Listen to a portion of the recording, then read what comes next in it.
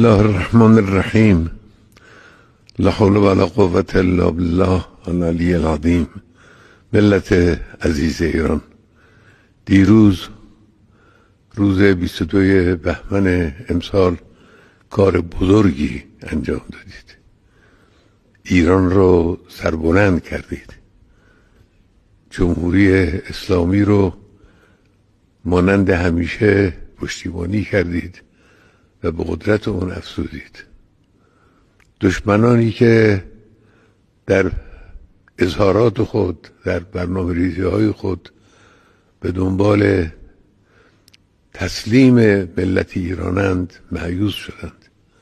این کار بزرگ رو دیروز به توفیق الهی انجام دادید و خدای متعال اجر چنین حضوری رو و چنین حرکت عظیمی رو به ملت خواهد داد و اون عزت بیشتر، اقتدار بیشتر، استقلال کاملتر خواهد بود انشاءالله.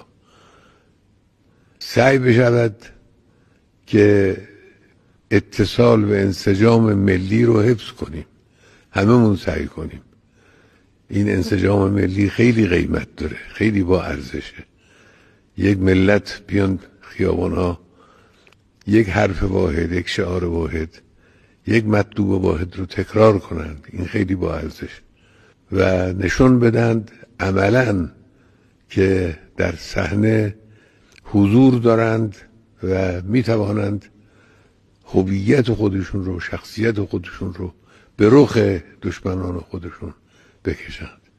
من از همه ملت ایران تشکر میکنم و درود فراوان خودم رو برای یکایک اون کسانی که دیروز در این اجتماع عظیم میلیونی کشوری حضور داشتند تقدیم میکنم و سلام.